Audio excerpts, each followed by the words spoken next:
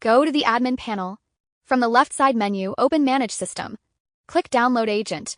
A zip file containing the portable agent will be downloaded to your computer. Extract the zip file to a folder. Open the extracted folder and run the executable file. The portable agent application will now open. Click Login as a portable device.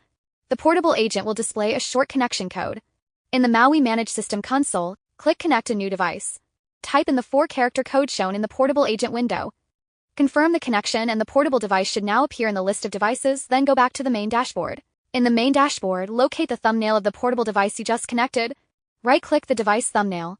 Select Share Screen. The Share Screen settings window will open. In the Share Screen window, set the link to public. Then configure the sharing settings as required. Select the refresh rate, select the resolution. You now have two options.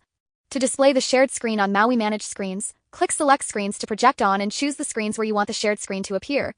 To view the shared screen from a browser, copy the generated link and open it in any supported browser. This allows the shared screen to be viewed from another computer, laptop, tablet, or browser-enabled device without installing the MAWi Agent.